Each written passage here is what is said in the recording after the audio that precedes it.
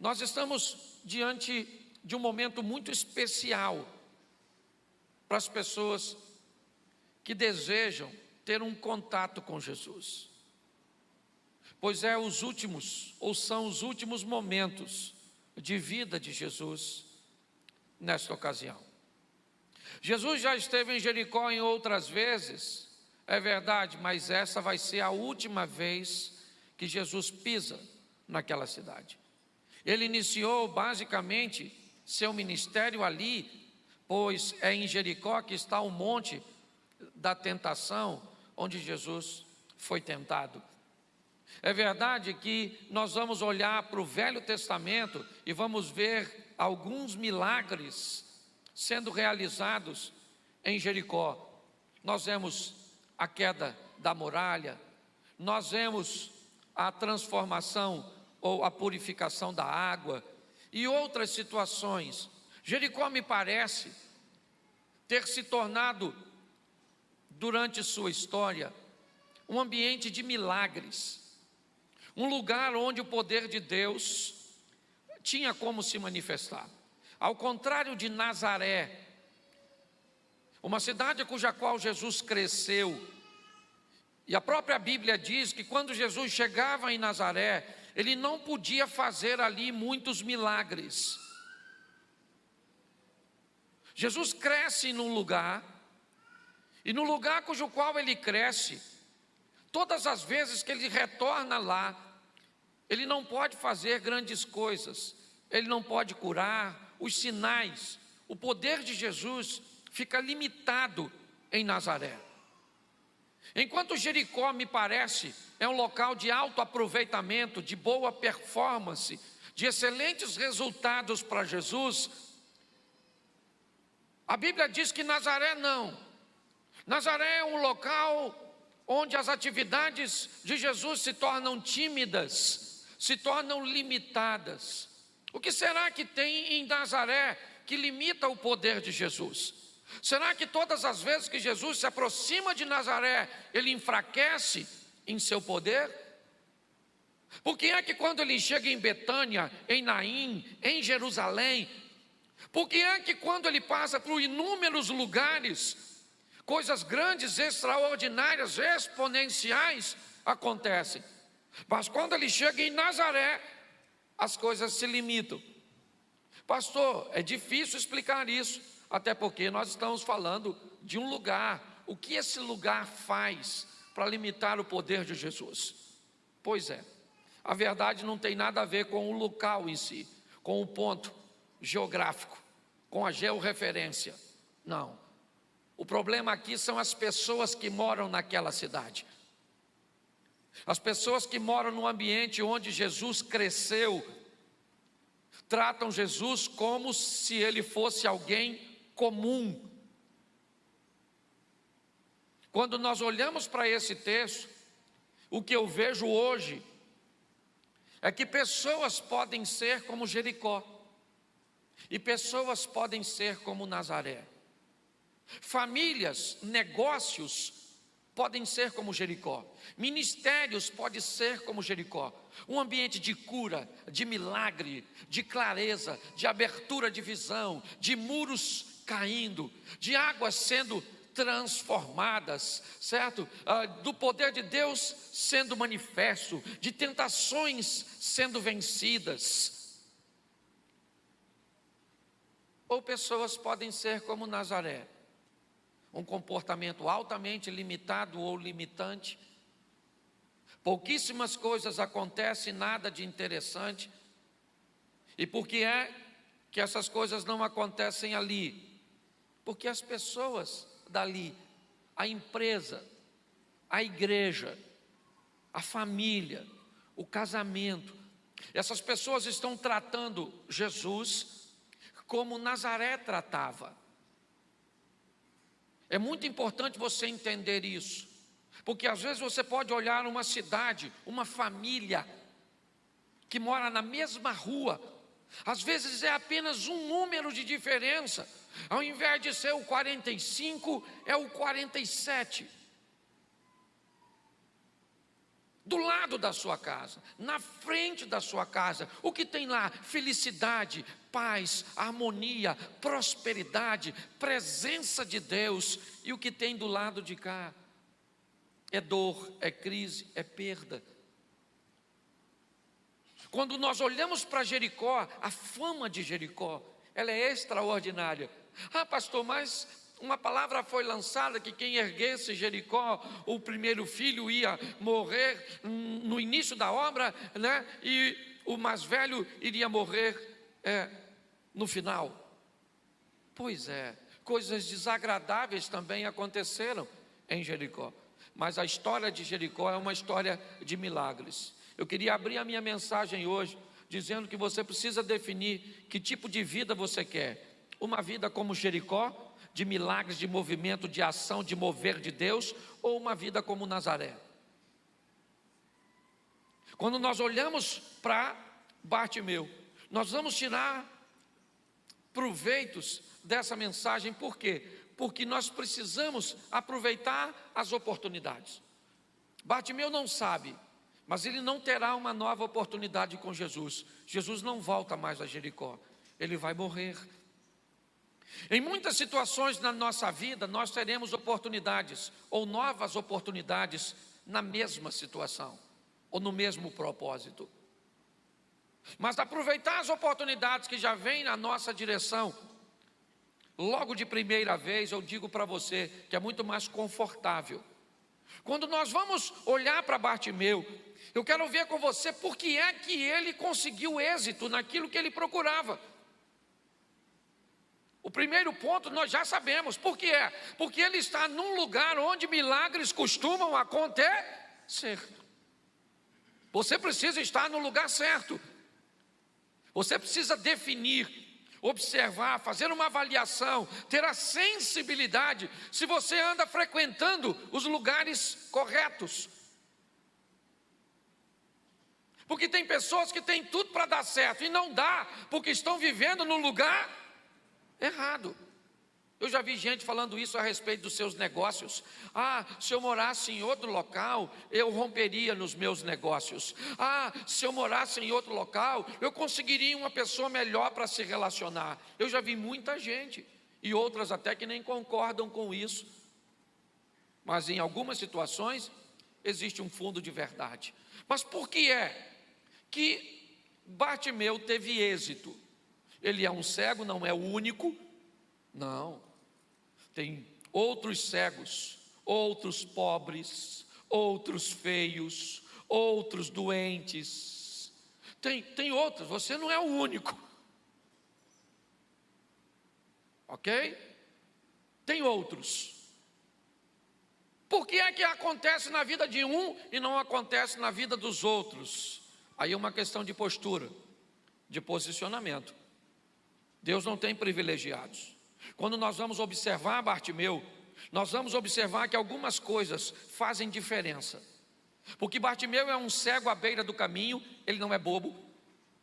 Não sei te dizer se ele está na entrada ou na saída da cidade, mas Jericó via naqueles dias o dinheiro sendo derramado de forma muito forte por causa de Herodes na construção do templo. Viver em Jericó naquela época era muito mais fácil, porque Jerusalém estava vivendo a pressão do exército romano, e como havia muito dinheiro, certo? O lugar que tem muita prosperidade e muito dinheiro também costuma ter muito ladrão, certo? Quando nós olhamos para essa situação, nós sabemos que muitas pessoas com muitos recursos passavam por aquele caminho.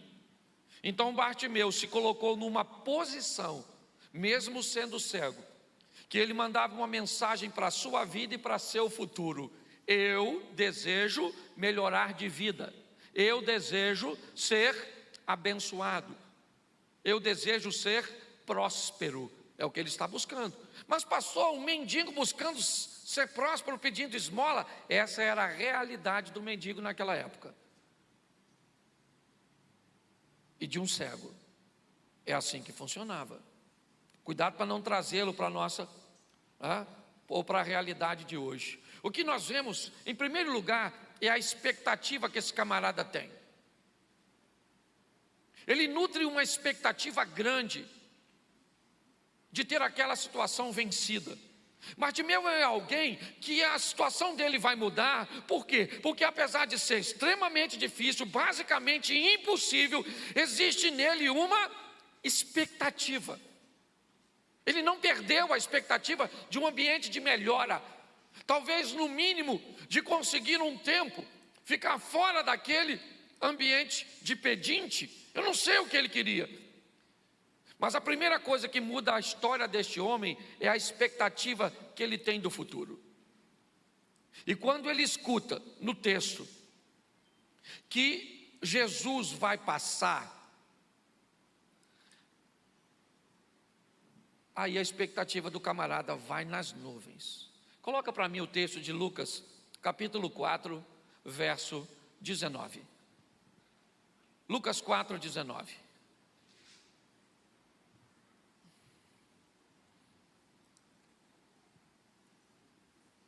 Volta ao 18, por favor. É porque eu coloquei o 18 primeiro que o 19, perdão. O Espírito do Senhor está sobre mim, porque Ele me ungiu para pregar boas novas aos pobres. Ele me enviou para proclamar liberdade aos presos e recuperação da vista aos, e para libertar e proclamar o ano da graça do. Esse texto de Lucas, Jesus está fazendo a leitura do profeta Isaías, e o texto que Jesus escolhe para ler sobre o profeta Isaías, Jesus diz o seguinte: o Espírito do Senhor está sobre mim. E entre tantas coisas, volta ao 18, que Jesus diz que tinha autoridade, ele tem liberdade, ele tem condições de fazer o que com o cego? Lá no finalzinho, fazer o quê? O que que Jesus pode fazer com o cego? O que que Jesus pode fazer com o cego? E o que que Bartimeu é? Se esse cara não é esperto, quem está passando lá é alguém que o profeta Isaías, o profeta messiânico, disse que teria autoridade para devolver a vista aos. E Bartimeu disse: então eu estou dentro. Se ele pode fazer por mim o que ninguém pode, eu vou a ele, para que seja feito. Quando nós olhamos para isso, nós vemos que a expectativa de Bartimeu, ela não é posicionada de qualquer forma. Ele sabe quem é que está passando e o que aquele que está passando pode fazer. Qual é o grande problema das expectativas? É que todas as expectativas não correspondidas têm tendência a gerar algum tipo de frustração. E pessoas frustradas por decepções e expectativas anteriores correm o risco de não conseguir sobreviver a essas decepções e continuando, né? E continuar tendo expectativas. Muitas pessoas sofrem sérios danos nesse processo, simplesmente porque colocam suas expectativas no lugar e nas pessoas erradas. Bartimeu não. Jesus já passou outras vezes ali, nós vamos ver isso mais à frente. Ele coloca a expectativa na pessoa certa, na hora certa. É isso que ele quer. Bom, então ele está lá, cheio de expectativa, de que pode alcançar alguma coisa, pois quem está passando por ali é o Messias, o filho de Davi, e Bartimeu sabe que Isaías disse que quando ele estivesse nesse mundo, ele teria autoridade para devolver a vista aos cegos. Então Bartimeu está dizendo: é a oportunidade que eu tenho de encontrar com ele.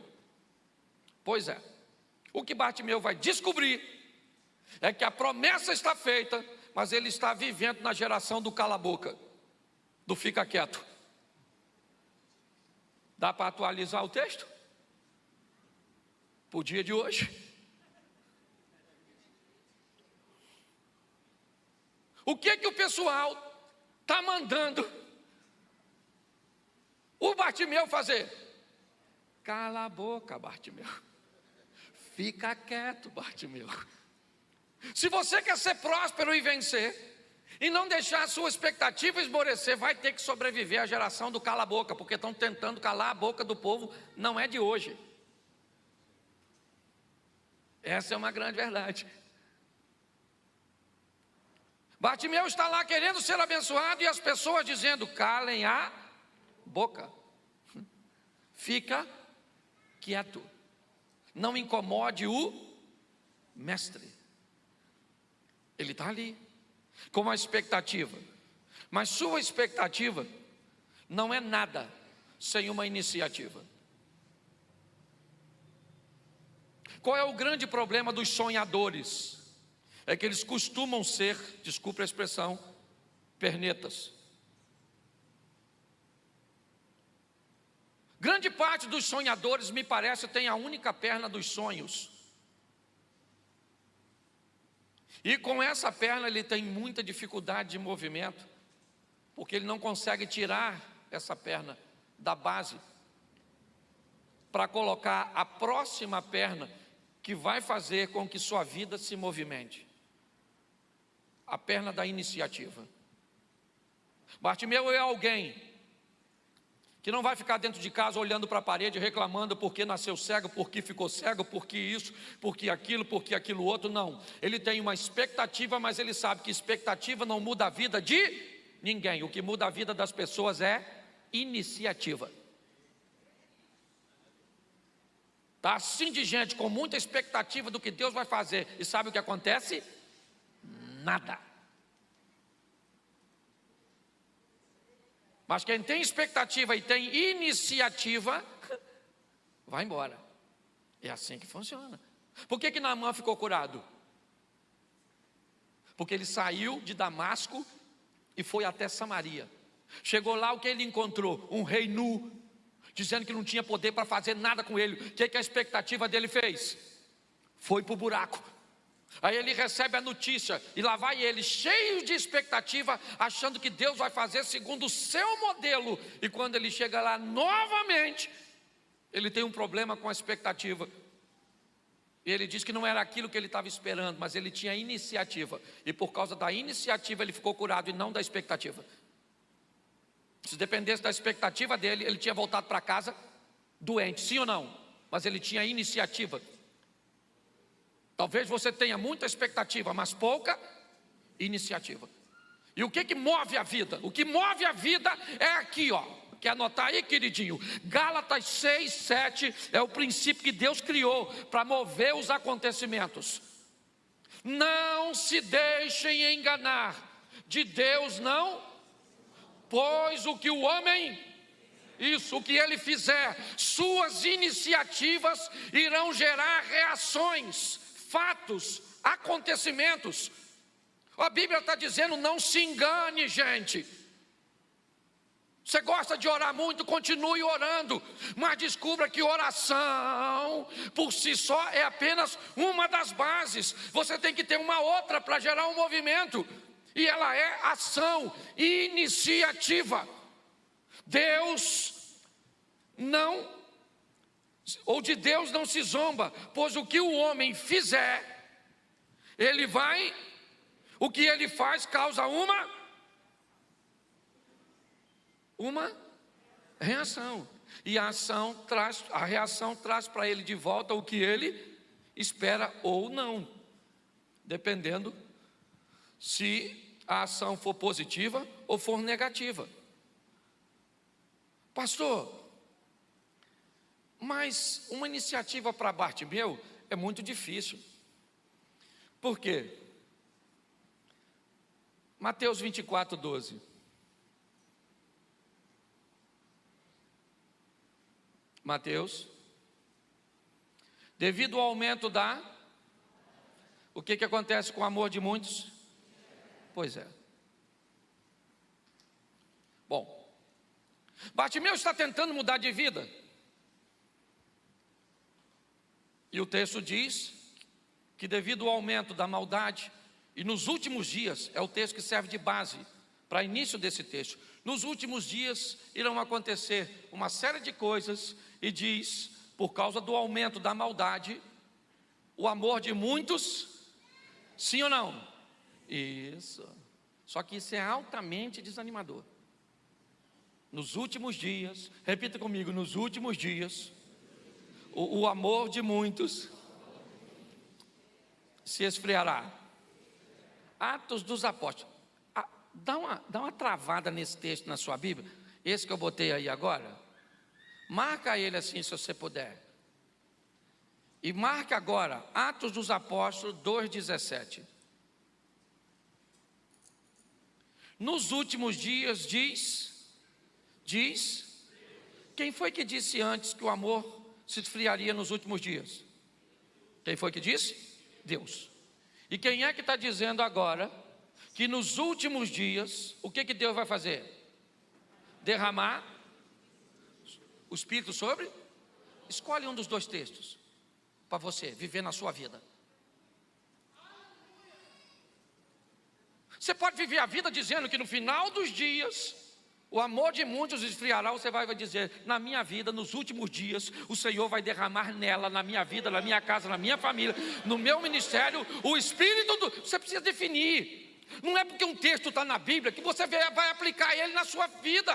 Muitas vezes ele está lá para dizer exatamente como não deve ser. Porque é muito difícil, porque o amor dos outros esfriou. Então pega esse texto e leva para o seu casamento. E vai ver o amor do seu marido esfriar, da sua mulher esfriar, dos seus filhos esfriar. Vai viver na geladeira. Ou você pode dizer: nos últimos dias, mesmo que o amor esteja esfriando, o que eu vou viver é o derramamento do Espírito. O que Bartimeu está mostrando é que há nele uma iniciativa para sair de onde ele está. Ele não é alguém que está apenas pautado em expectativas. Não, ele sai de casa, ele vai para a porta, né? Ou para a saída da cidade. Ele não pode ver as pessoas, mas ele está lá, sentado na sua capa ou envolto nela por causa do frio. Eu não sei, mas seu propósito é o que? Tirar da vida o que a vida pode lidar com o que ele, até que a sua história mude. Para de fazer corpo mole, se o que você tem hoje não é seu ideal. Não é seu ideal, mas é a sua realidade. Enfrente a vida, certo? Do jeito que ela veio para você e pronto. É assim que funciona. Você quer que a sua vida mude? Então, coloque isso. Agora, para isso, ele vai ter que ter o terceiro ponto. O primeiro foi qual mesmo? Vamos começar a mensagem de novo. Fala comigo, expectativa. Isso. Por quê? Porque ele pode fazer. Ele pode mudar seu casamento. Ele pode abrir uma porta de trabalho para você. Ele pode curar. Ele tem autoridade para isso. Então você pode ter expectativa nele, sim ou não? Você tem que escolher um local adequado para estar, sim ou não? Isso. Aqui é um local de milagre, sim ou não? Então você está no lugar certo. E ele está aqui. Aí ele está falando com você o quê? Expectativa é maneiro, mas você tem que ter iniciar e correta, assertiva. Porque tem gente que sai de um culto desse e perde a bênção no carro. Porque alguém fechou seu carro e agora você quer ir. E agora? Ele não pensa: por que é que fecharam meu carro? Será que eu seria assaltado e me envolveria no acidente? Porque às vezes, se eu fosse Deus, vai lá e tira o carro, para ele enfiar a cara num poste ali. Eu não vou deixar morrer não, só vai ficar mais feio do que é com a cirurgia. Tem gente que perde a bênção, porque não consegue fazer uma leitura. A Bíblia diz que todas as coisas, quantas coisas são? Cooperam para o bem daqueles que... Quantas coisas? E se o cara te fechou seu carro para você não sair? Coopera ou não? É difícil enxergar isso, né? Tem que ser muito espiritual. E a gente fala a língua estranha no culto. E você sabe o que é mais legal? É que ela fica mais estranha no estacionamento. Deixa quieto que eu não vim falar disso. Deixa quieto, ok? Mas dá uma olhada. Então a expectativa, sim ou não? E depois iniciar E agora? Bartimeu vai precisar de uma das coisas mais valiosas desse mundo: coragem. Para quê? Para ficar exposto. Por quê? Porque ele está à beira do caminho. Quem é o centro das atenções? Quem é o centro das atenções? Mas se ele chamar, se ele gritar, se ele começar a fazer o que ele pretende fazer, o que acontece com ele? Ele começa a expor sua situação. Quando ele começar a gritar, vão descobrir o que ele está vestindo. Quando ele começar a gritar, vão descobrir que ele é cego. Vão descobrir que ele é mendigo. Quando ele tomar a decisão que ele pretende, ele sai do anonimato e vai para os holofotes. Ele pode ser exposto ao ridículo. Ele pode ser ignorado por Jesus. Quando Bartimeu resolve tomar essa decisão, ele é altamente corajoso. O que ele decide fazer é algo extraordinário, porque o que distingue um corajoso de um tolo é a causa.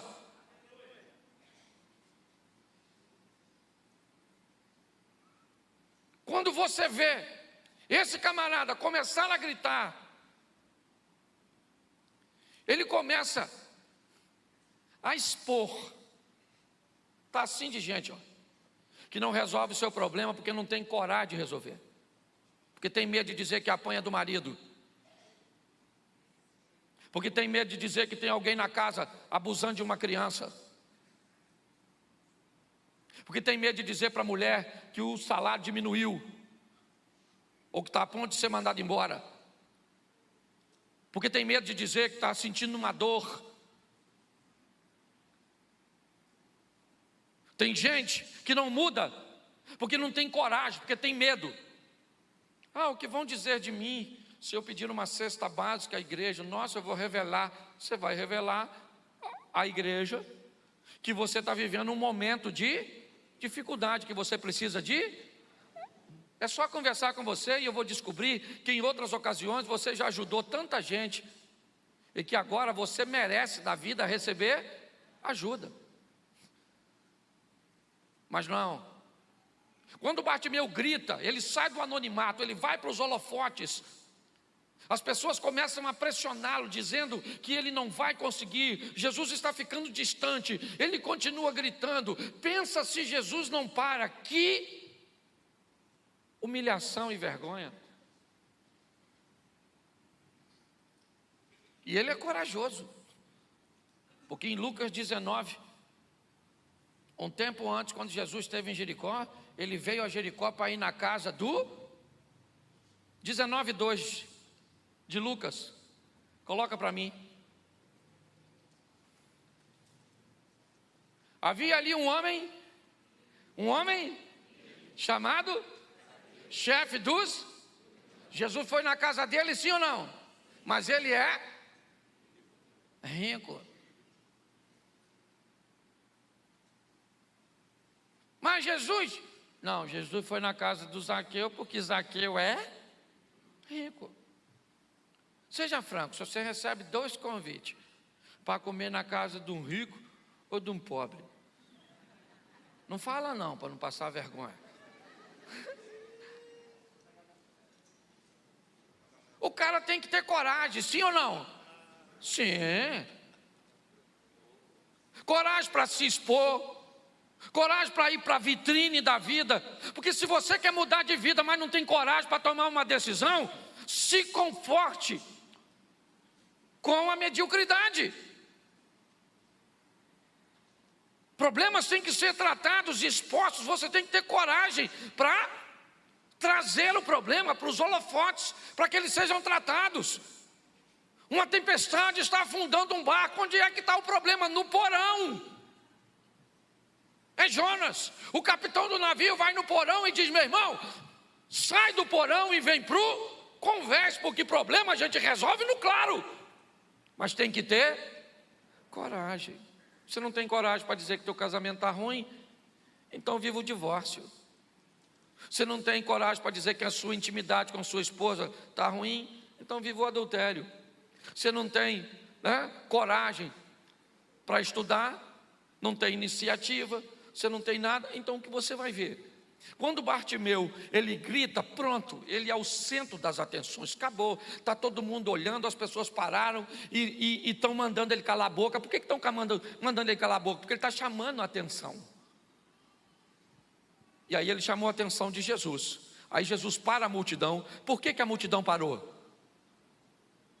Por quê? Porque Bartimeu teve coragem de sair do anonimato. A multidão, quem parou a multidão foi quem?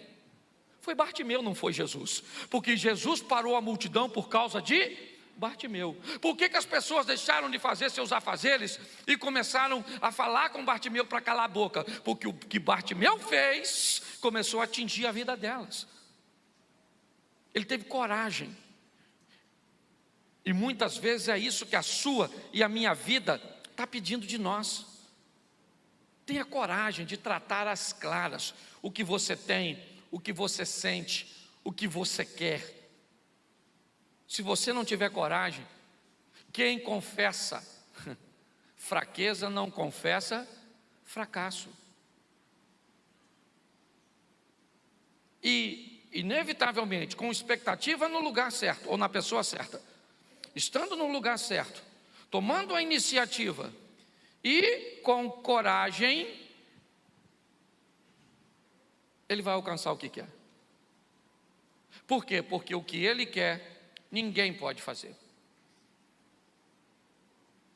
Ninguém pode dar a ele a visão. E é isso que Jesus faz. Quando Jesus chama, volta por favor para Lucas. Bota os 51, 52, 19 de Lucas. No 52 acaba, né? Bota os 50, os 51. Lucas 19. Bota os 50. É isso? Lucas 19. Eu mandei colocar lá na frente que eu estava com o texto me atrapalhei com Lucas e com Zaqueu. Coloca para mim Marcos capítulo 10, perdão. É que eu me atrapalhei no texto, versos 50. Você não estava achando, coitado. Lançando sua capa de um lado, para o lado, de um salto pôs-se em pé e dirigiu-se a Jesus. Presta atenção agora. Ele está de frente para Jesus. E Jesus pergunta algo para ele. O que você está querendo que eu te faça? Fala para mim. O que você quer? Agora Bartimeu vai pedir algo que só a fé poderia impulsioná-lo a pedir. Primeiro, no seu discurso inicial, ele reconhece que Jesus Cristo é filho de Davi, o Messias, é verdade. Filho de Davi, tem misericórdia de mim. Provavelmente ele fala essa frase nesse contexto, porque as pessoas estavam chamando Jesus. E se ele grita apenas Jesus, Jesus não iria atendê-lo, porque ele seria simplesmente mais um na multidão. Ele criou um ambiente cujo qual o seu chamamento fizesse diferença no meio da multidão. Bartimeu é alguém que quer fazer algo novo num ambiente onde todo mundo está uniformizado. Então ele chama filho de Davi e chega. Quando ele chega, Jesus categoricamente quer dizer para todo mundo: preste atenção no que ele vai me pedir. É lógico que Jesus sabia que o que um cego quer, o que é? Ver. Mas preste atenção, Jesus está marcando seus territórios. É a última vez que ele passa em Jericó. Da outra vez ele curou um rico, ou transformou a vida de um rico chamado Zaqueu.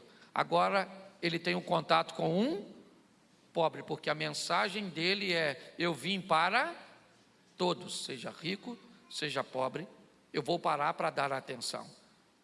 Eu entrei na casa do Zaqueu para comer com ele, porque ele tinha casa e tinha como me receber. Mas eu vou trazer aquele que não tem né, condições de me receber em sua casa até a mim. Olha só.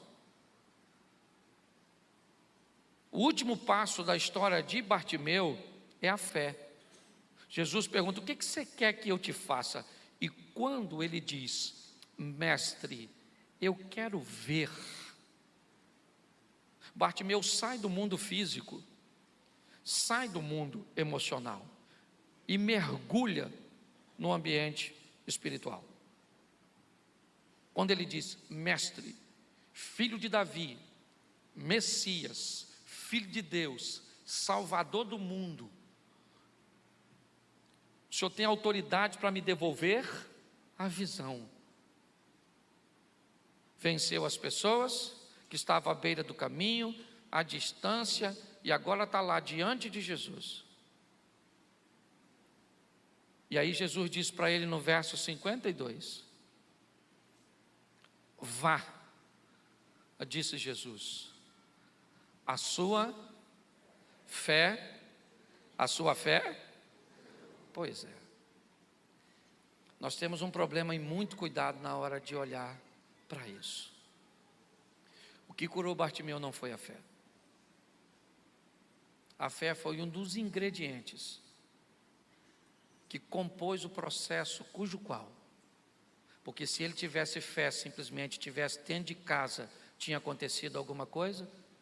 Se ele não tivesse rompido e vencido, talvez você tenha muita fé, mas suas expectativas estão no lugar errado.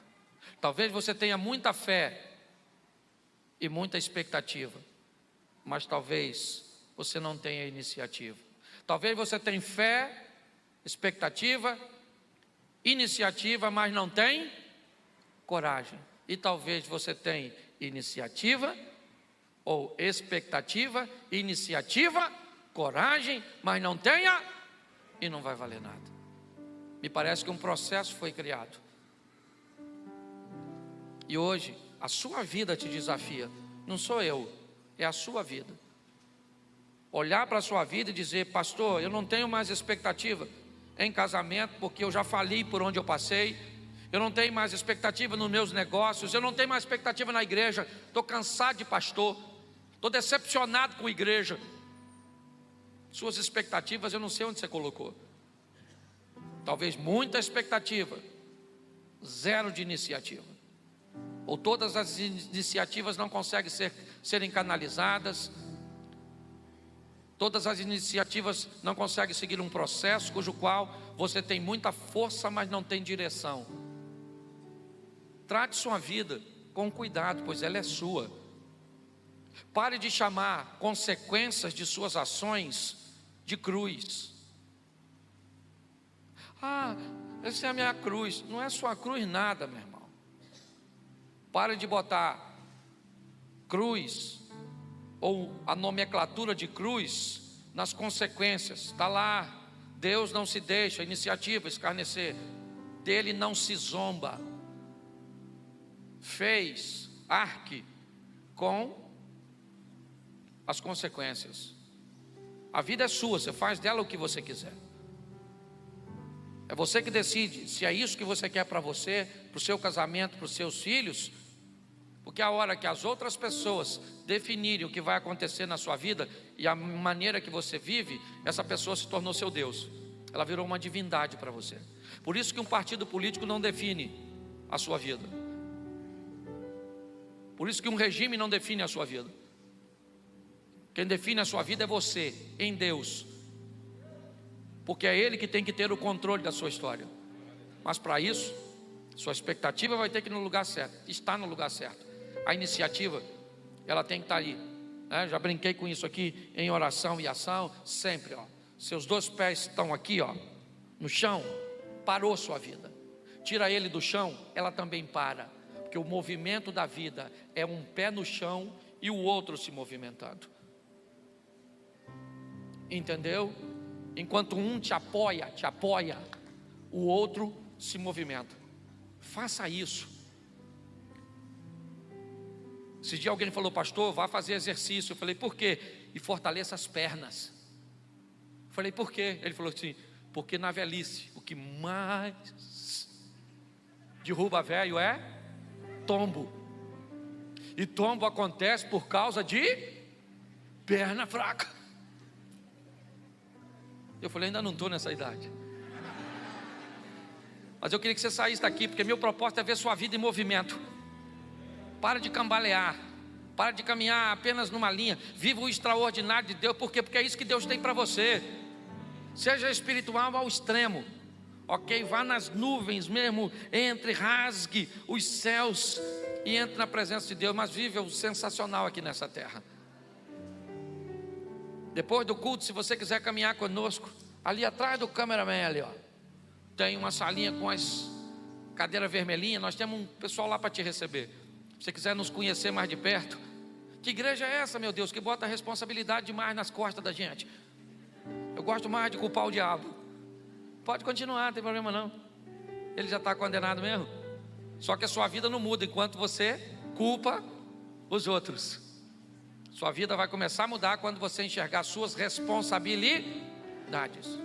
Ah, pastor, eu não mudo porque minha mulher não muda. Comportamento de foca.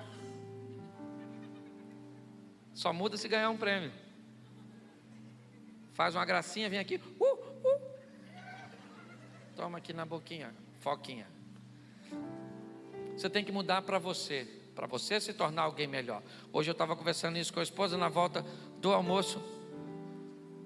Se você muda e a outra pessoa não quer mudar, você tem autoridade para falar com Deus, né?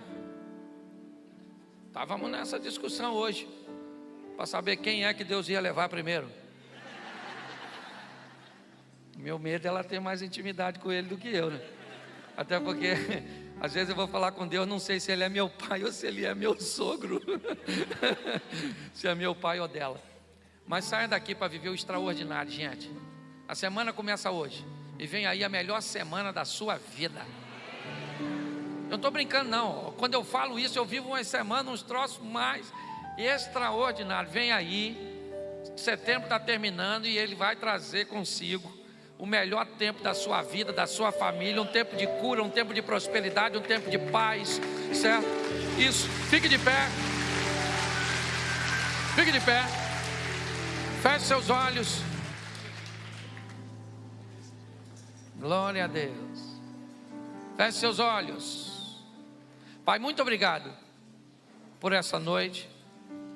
Saiamos aqui mais conscientes do que entramos, sóbrios, responsáveis, mais íntimos de Ti, próximos.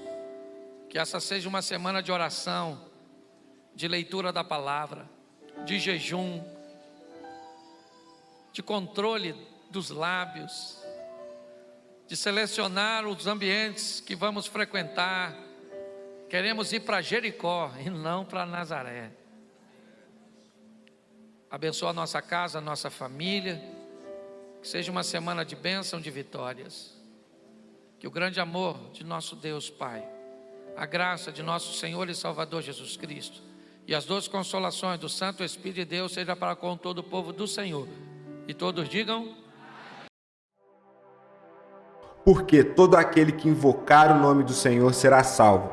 Como, pois, invocarão aquele em quem não creem? E como crerão naqueles de que não ouviram? E como ouvirão, se não há quem pregue? E como pregarão, se não forem enviados? Como está escrito: quão formosos os pés dos que anunciam o evangelho de paz, dos que trazem alegres novas de boas coisas. Mas nem todos têm obedecido ao evangelho, pois Isaías diz: Senhor, quem creu na nossa pregação? De sorte que a fé é pelo ouvir, e ouvir pela palavra de Deus. Romanos capítulo 10, versículo 13 ao 17.